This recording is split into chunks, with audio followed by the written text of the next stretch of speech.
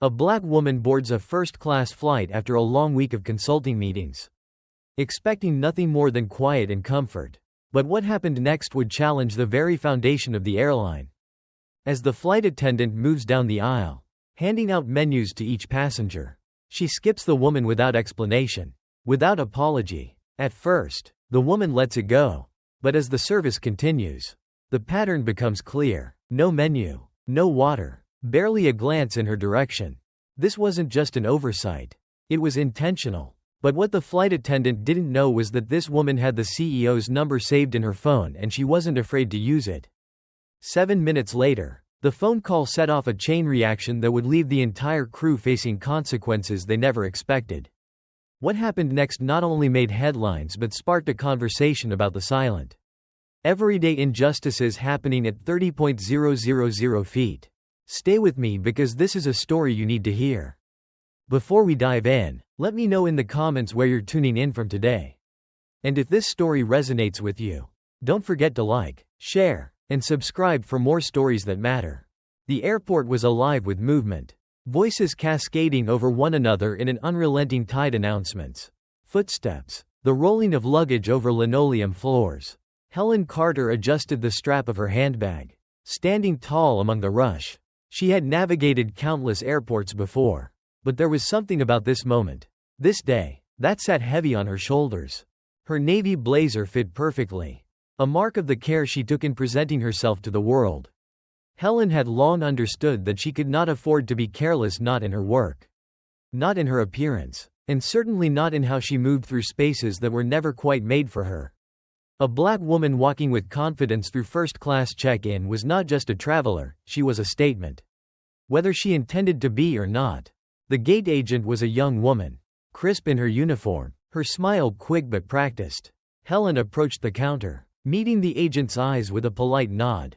"Boarding pass, please," the agent said, her tone neutral. Helen handed it over, feeling the pause as the agent glanced down at the ticket. The hesitation was brief, a flicker in time, but Helen caught it. She always did. It was there, nestled in the agent's tight-lipped smile. The extra second it took to scan the pass. The slight narrowing of the eyes as if something didn't quite add up.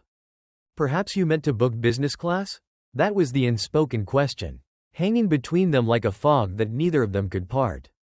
"Thank you, Ms. Carter. Enjoy your flight." Helen accepted her pass with a nod. There was no confrontation, no raised voice. There never was. These were the small battles too subtle for headlines, too constant to ignore. As Helen walked toward the jet bridge, she caught the faintest echo of whispered conversation behind her. She could not make out the words, but she had heard enough whispers in her life to know when she was the subject. Stepping onto the plane, Helen felt the shift. First-class cabins were designed to feel exclusive, to separate luxury from the crowded discomfort of coach. She had paid for this space, earned it through years of tireless work. But as her heels pressed into the plush carpet, she felt the weight of the room settle over her. Eyes turned, some discreet, others less so. A man with silver hair and a tailored suit flicked his gaze in her direction, then returned to his newspaper. A woman adjusting her designer scarf glanced at Helen, her expression unreadable, before shifting in her seat with a certain stiffness that suggested discomfort. Helen's seat was at the front 1A, the kind of seat reserved for those who lived their lives between meetings and boardrooms. As she reached her row, a flight attendant stepped aside. A tall blonde woman with sharp features and a bright, well-rehearsed smile. "Right this way," the attendant said, but her eyes lingered just a beat longer than necessary. Helen sat, smoothing the crease in her trousers as she placed her bag beneath the seat. She had barely settled in when she noticed the blonde attendant making her way down the aisle, distributing menus to passengers one by one. The ritual was familiar, a simple, unassuming act of service. The man across from Helen received his with a nod of appreciation. The young couple behind him exchanged soft laughter as they flipped through the wine list. Helen waited, her hands resting lightly on her lap, as the attendant approached her row. And then she passed. Helen watched as the woman breezed by, no menu in hand, her smile fixed as she continued down the aisle. Helen's eyes followed her. The oversight could have been an accident. That's what people told themselves in moments like these. But Helen knew better. She felt it, the deliberate erasure, The unspoken question. What is she doing here? Helen let the moment linger. Her gaze steady but calm. She had learned long ago that visible anger was rarely the right tool. Not here. Not yet. Excuse me, she said, her voice soft but firm. The flight attendant turned, her expression tight. Yes? Helen gestured to the menus. I believe you missed me. The attendant blinked, her brows raising as if Helen had asked for something outlandish. Oh, she said, the smile returning in a way that felt brittle. We're running low on copies. I'll see if I can find one. Helen nodded, but even as the attendant walked away, Helen knew she would not return with a menu. She leaned back in her seat, her grip tightening subtly around her phone. She wasn't imagining it, and she wasn't mistaken. She had sat at too many tables, listened to too many veiled comments, and watched too many doors quietly close to doubt her instincts. This wasn't about a menu. It rarely ever was. The hum of the engine settled into the background, a soft but constant presence, much like the quiet tension that now lay between Helen and the flight attendant. Time stretched thin in moments like these. The act itself, the absence of the menu, was small, but Helen knew the weight that even the smallest actions could carry. She scrolled through her phone, reading the same email twice without absorbing a single word. Her eyes flicked occasionally to the aisle, watching as the blonde attendant moved with ease, her attention fixed firmly on the other passengers. When the attendant returned, she carried 2 glasses of champagne. One found its way to the couple behind Helen, the other to the older man seated across from her. He accepted it with a polite nod, a silent agreement between him and the attendant that he belonged here. Helen's seat remained dry. She sighed, not from surprise but from the familiarity of it all. It wasn't the grand, overt acts that wore a person down, it was the accumulation of these moments, stacking themselves one atop the other until they pressed down with the weight of years. Helen wasn't angry, not yet, but anger, she knew, was a slow burn. The meal service began. Plates were placed gently in front of each passenger, a quiet ritual of luxury.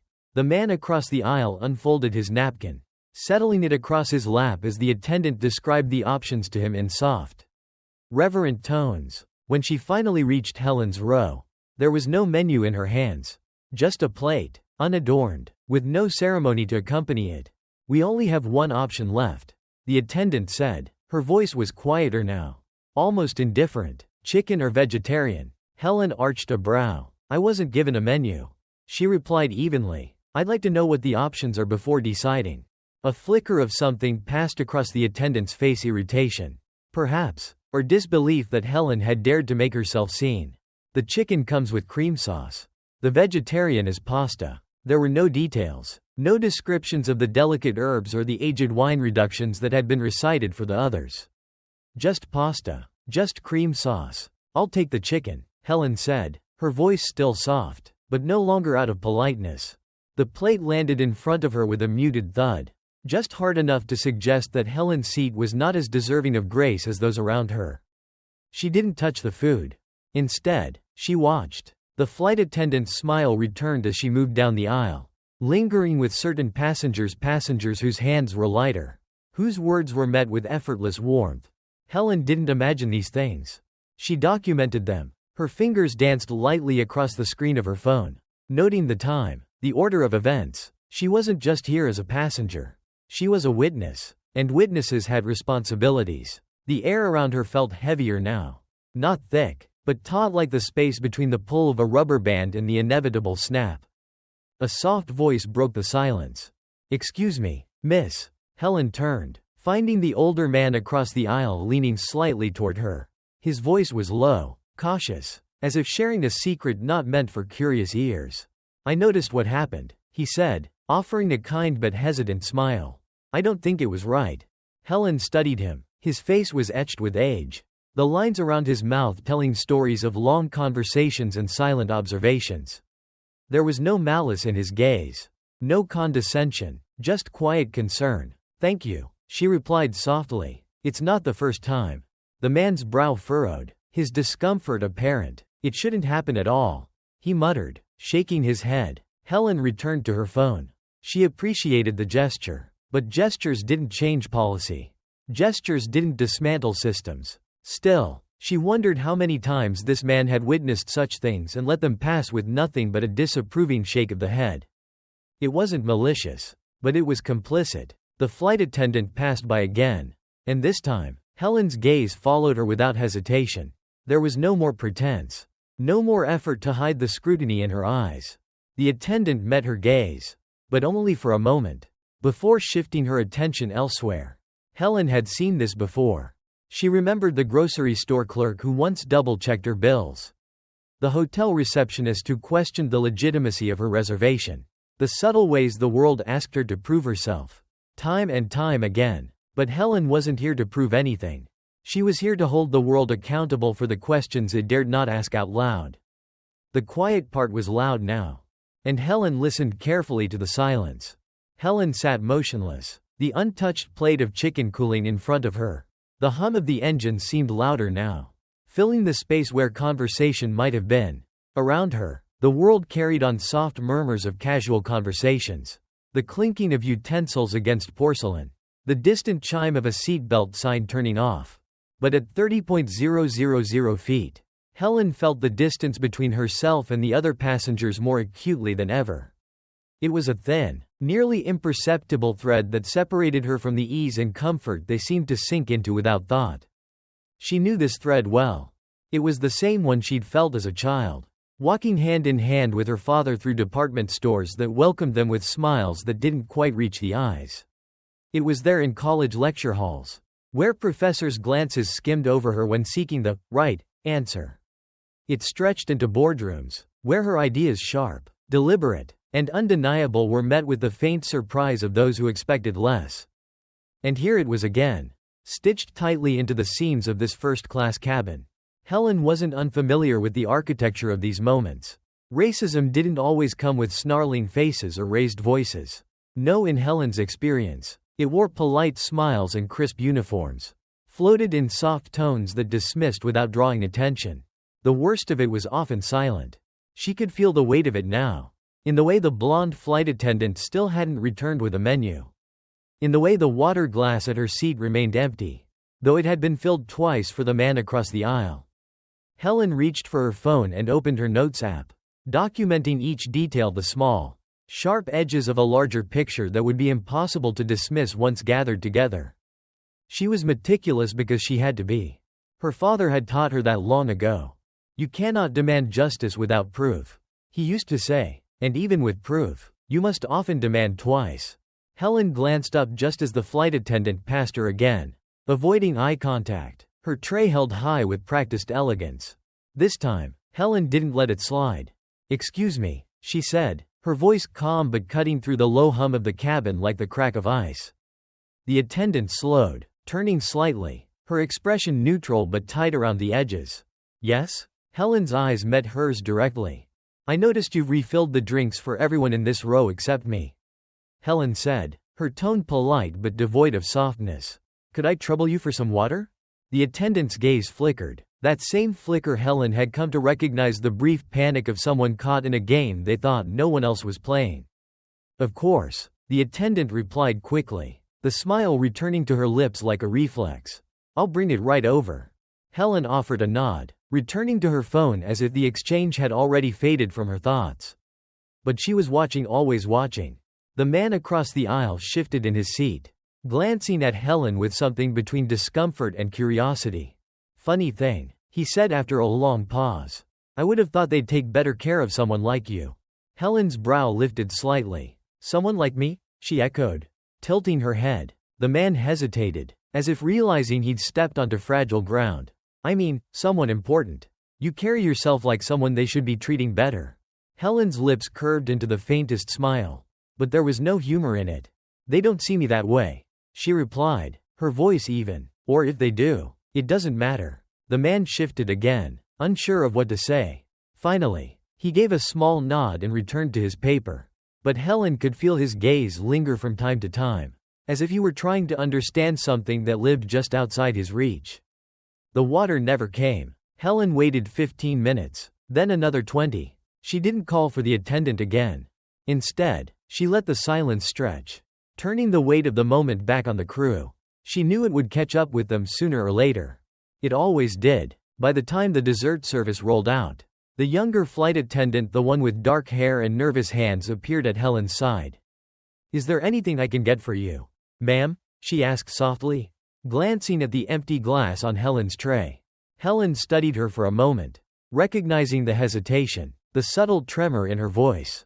It wasn't guilt. It was fear. Fear of saying the wrong thing, of stepping outside the unspoken rules that governed these spaces. Helen knew that fear well. "I appreciate it," Helen said, her voice gentle now, "but I think the moment's past." The attendant swallowed and nodded, retreating quickly down the aisle.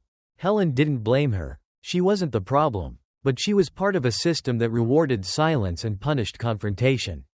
And that Helen knew was far more dangerous than any individual could ever be. The plane continued its smooth course through the clouds. But in Helen's mind, the storm had already gathered. Helen watched the cabin settle into a rhythm, the slow lull of passengers reclining into their seats. The hushed voices of couples exchanging quiet words.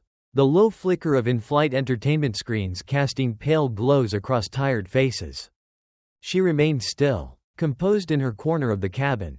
But the edges of her patience frayed with each passing minute.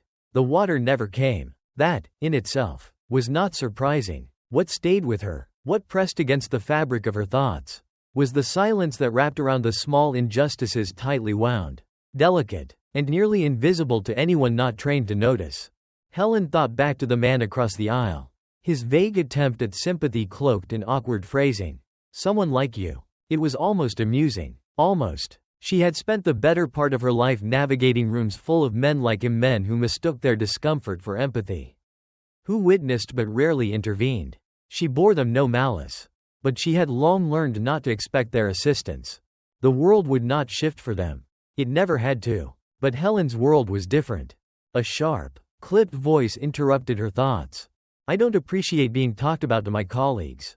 Helen looked up slowly. The blonde flight attendant stood next to her seat, leaning in slightly as if to contain the conversation. If Helen hadn't already been paying attention, she might have mistaken the tone for civility. But the ice beneath those words was thin, and Helen could see the cracks spreading outward. The attendant's face held that polished veneer Helen knew too well, crafted over years of customer service, meant to mask irritation beneath layers of professional detachment. Helen met her gaze, calm but unyielding. "I wasn't aware I needed to discuss basic service privately," Helen replied. Her voice was low but edged with steel, the kind of tone that carried weight without rising above a whisper. The attendant blinked, clearly thrown by Helen's refusal to step aside. She straightened, tucking her tray under one arm. "If there was an issue," the woman said, "you could have addressed it with me directly instead of involving others."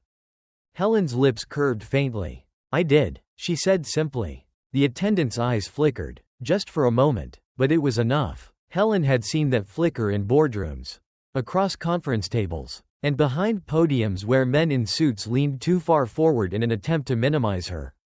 She was well versed in that flicker. It was the moment people realized they had lost the upper hand. "Thank you for your concern," Helen added, turning back to her phone with deliberate ease, dismissing the attendant the way one might dismiss a bothersome fly. The woman hesitated but eventually retreated, her footsteps sharp and swift down the aisle. Helen let out a slow breath, but there was no satisfaction in it. Moments like these never felt like victories. They were reminders, constant, grating reminders that her presence was something to be negotiated. She returned to her notes, adding another line beneath the growing list of observations. Refused water. No menu provided. Passive confrontation initiated. Helen didn't keep records because she enjoyed confrontation. She kept them because the world often demanded proof before it allowed grievances to be heard. The hum of the engines filled the silence once more. But Helen sensed the shift around her. Other passengers had noticed the exchange, their glances subtle but telling. She caught the eyes of the young attendant, the one with the dark hair and uncertain expression, watching from the galley. When Helen met her gaze, the woman looked away quickly, guilt flushing her cheeks. Helen set down her phone. This wasn't about embarrassing anyone. It was about recognition, forcing people to sit with their discomfort long enough to question why it existed at all. Another 20 minutes passed before the younger attendant returned, this time carrying a glass of water she carefully placed on Helen's tray. "I'm sorry for the delay," she said softly, her voice barely above a whisper. Helen nodded in acknowledgement but didn't respond. The apology wasn't hers to give. As the attendant walked away, Helen finally picked up the glass, letting the coolness of the water press against her palm. She took a sip, not out of thirst, but to mark the moment. It was a small thing, but small things carried weight. And Helen knew better than most that the smallest cracks could one day split stone. The cabin lights dimmed, casting long shadows over the stillness of the plain. Outside, the sky stretched endlessly, a black expanse punctuated by faint stars. Helen sat quietly, her reflection faintly visible in the small oval window. She had no illusions about what was unfolding. It wasn't a scene, not in the traditional sense. No voices were raised, no outright insults exchanged. This was the quiet theater of everyday life, the kind of stage where the actors performed without realizing they were part of the production. Helen knew the script by heart. The blonde flight attendant passed by again, her presence drifting down the aisle like a ghost Helen was meant to forget. There were no more glances in Helen's direction, no more offers of service, not even the pretense of acknowledgement. This, Helen thought, was the unwritten rule. Silence was the weapon of choice. She remembered something her grandmother once told her: they can't fight you if they pretend not to see you. But pretending had its limits. Helen turned her attention to the older man across the aisle. He shifted uncomfortably beneath her gaze, as if sensing the weight of something unspoken between them. He folded his newspaper with exaggerated care, the sound filling the small space between their seats. Helen let the moment stretch.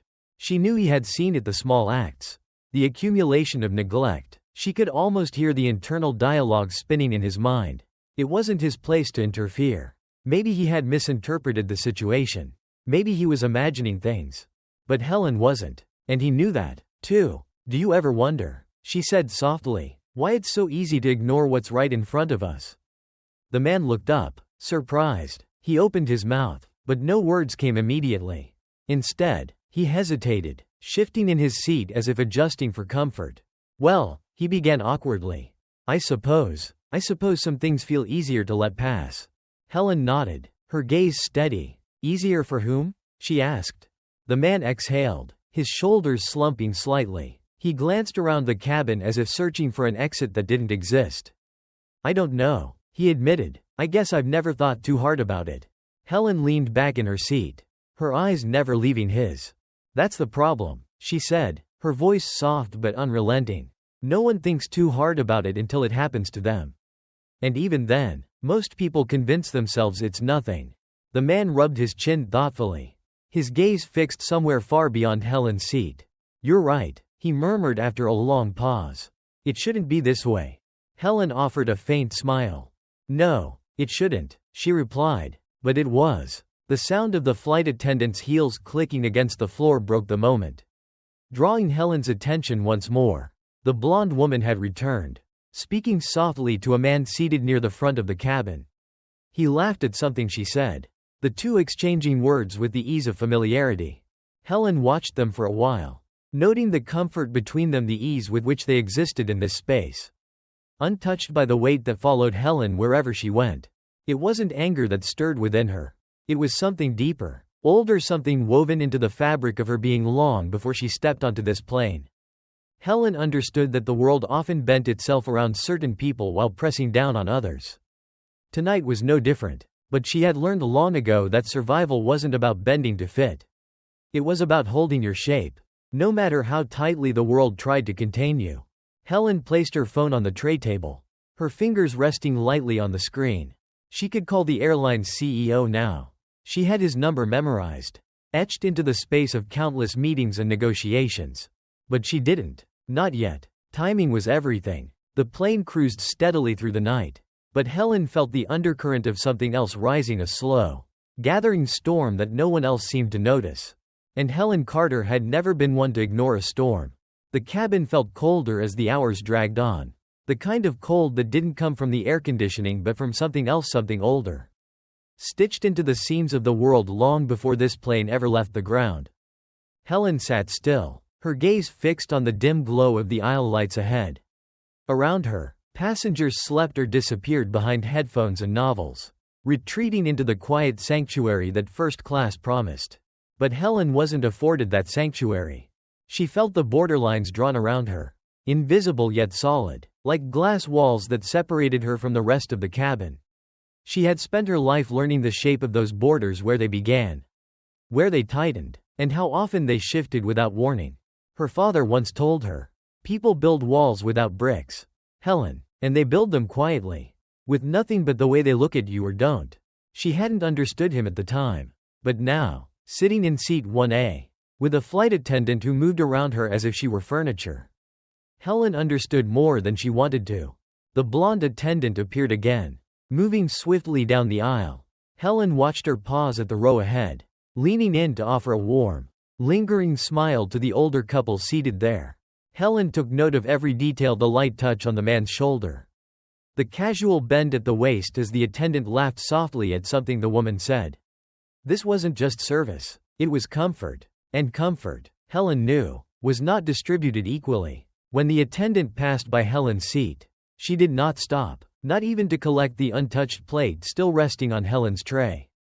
It wasn't the absence of kindness that unsettled Helen. It was the precision of the neglect, the way it bypassed her so deliberately, as if to remind her that she did not belong. Helen had grown accustomed to the quiet rituals of exclusion.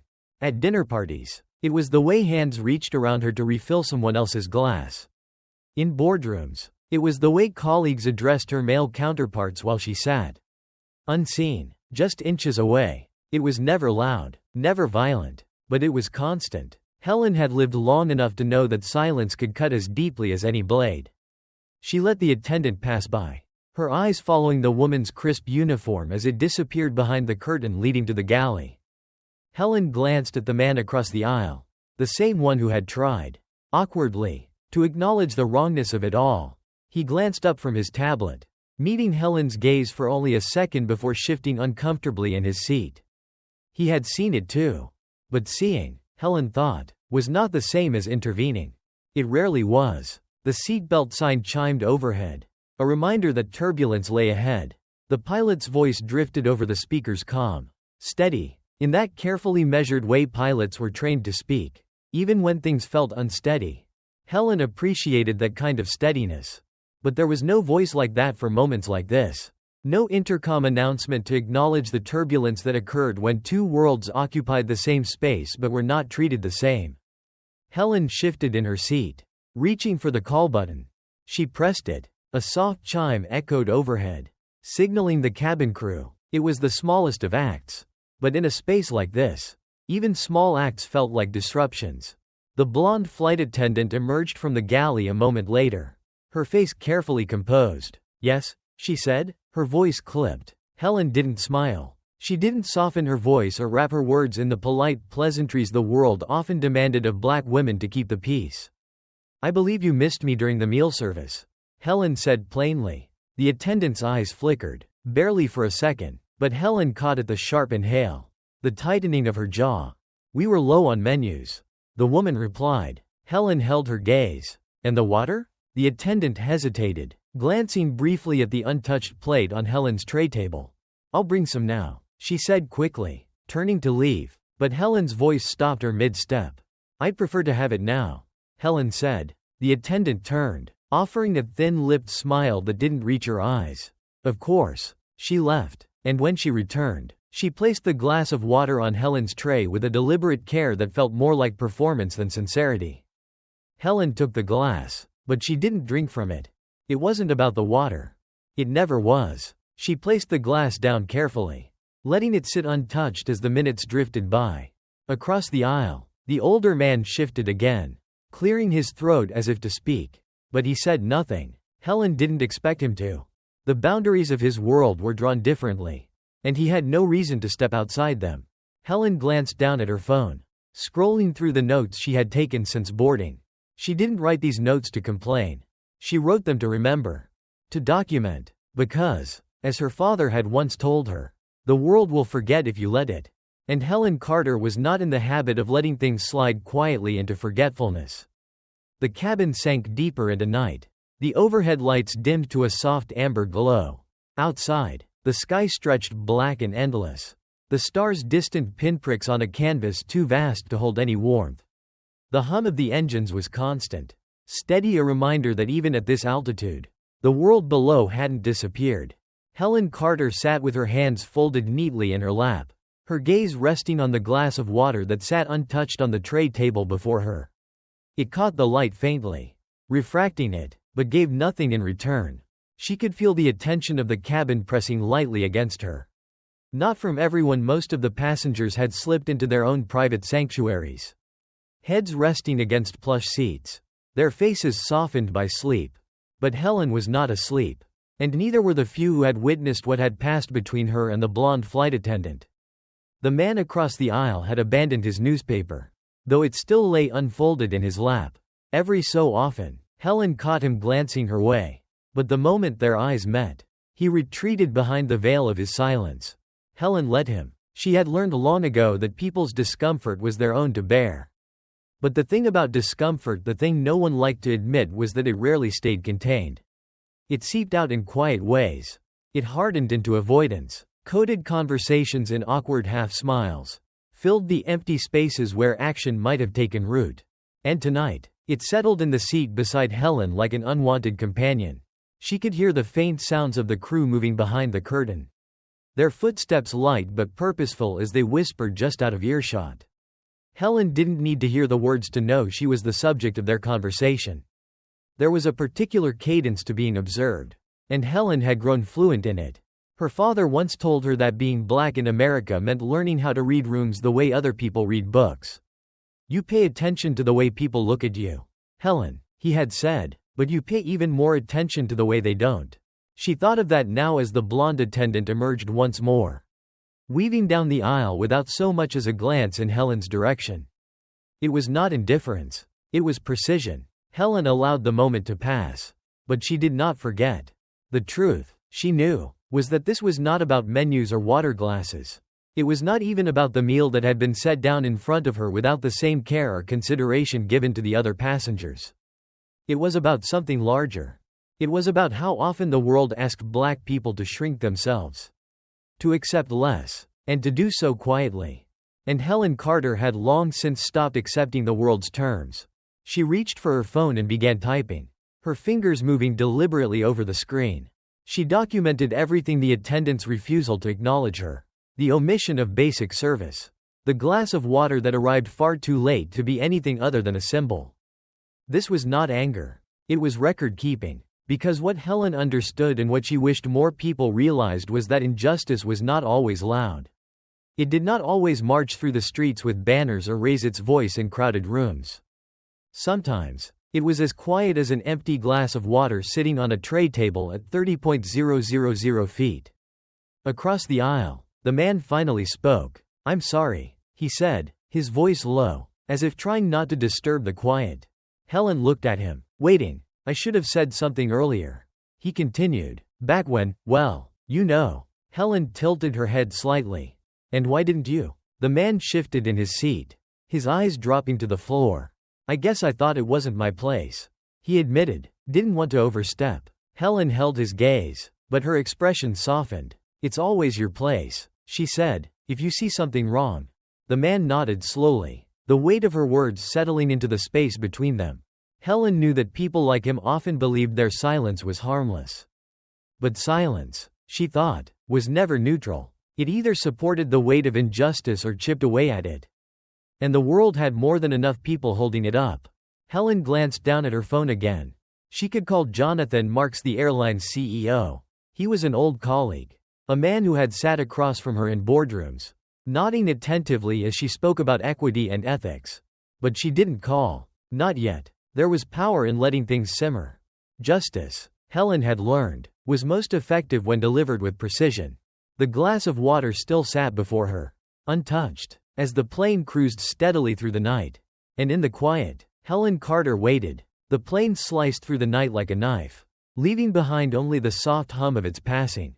Helen Carter remained still, gazing at the horizon through the small, oval window beside her. The darkness stretched endlessly, punctuated by faint stars that seemed just out of reach. In the cabin, the quiet had shifted. It was no longer the comfortable hush of travelers at rest. but something more fragile like glass, thin enough to crack under the wrong pressure. Helen could feel it. She had learned to sense the weight of moments like these, the tension in the air when people realized that their silence had become too loud. The man across the aisle had not spoken again. He had made his offering, brief and inadequate, and retreated back into the cocoon of his discomfort. Helen did not blame him, but she did not absolve him either. At the far end of the aisle, the blonde flight attendant reappeared, her steps brisk, but her eyes carefully avoiding Helen's row. She paused to check on the older couple in the front, bending low with that same polished smile, offering them small comforts, a pillow, another glass of wine, the kind of ease that came freely to those the world did not challenge. Helen had not been offered a pillow. She watched the exchange in silence, understanding that she had not been forgotten. The flight attendant's avoidance was not born of forgetfulness. It was deliberate, the kind of absence that carried intention. "I see you, but I will not serve you." Helen's father had warned her about this kind of invisibility. "They will erase you while looking you dead in the eye, Helen," he once said, "and then expect you to smile about it." Helen did not smile. Instead, she reached for her phone, scrolling through the long list of contacts until she reached the name she had been considering since the wheels lifted from the tarmac. Jonathan Marks. Helen stared at the name for a long moment. She didn't press call. Not yet. Timing was the lever by which power shifted, and Helen understood the delicate balance of letting injustice build, layer by layer, until it could no longer be ignored. The plane hit a patch of turbulence, and the overhead lights flickered momentarily. The captain's voice crackled over the intercom, calm and even, instructing passengers to fasten their seatbelts. Helen adjusted hers with measured care, feeling the pull of the strap across her lap. A few minutes later, the younger flight attendant, the one with the dark hair and hesitant eyes, approached her row. She slowed as she neared Helen's seat, her hands clasped tightly in front of her. "Ma'am," the attendant said softly, "is there anything I can get for you?" Helen looked at her, reading the apology hidden in the woman's voice. But apologies, Helen knew, did not fill empty glasses or return forgotten menus. "No," Helen replied, her tone polite but firm. "I think we're past that now." The attendant swallowed, glancing nervously toward the curtain at the front of the cabin. Helen followed her gaze, watching as the blonde flight attendant disappeared once again. This wasn't just avoidance. It was a gamble, a bet that Helen would let the slight pass. That she would shrug it off as one of those small indignities that came with occupying spaces where she wasn't expected to be. But Helen wasn't inclined to let this moment slip quietly into the ether. She waited. When the plane finally began its descent, the flight attendant returned to distribute hot towels. Helen was the only passenger who did not receive one. The man across the aisle shifted uncomfortably, his gaze darting toward Helen. But he said nothing. Helen didn't look at him. She picked up her phone and, this time, she made the call. Jonathan Marks answered on the second ring. His voice was warm, though Helen could detect the faintest trace of surprise beneath the surface. "Helen," he said, "I wasn't expecting to hear from you mid-flight.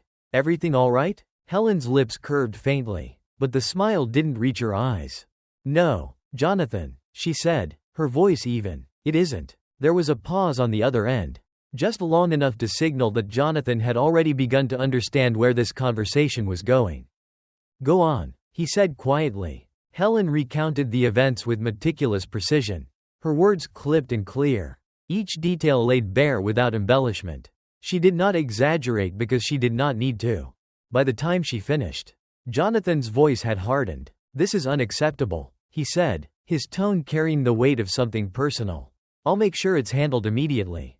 Helen exhaled softly, but there was no satisfaction in the gesture. "It's not just about this flight, Jonathan," she replied. "You and I both know that."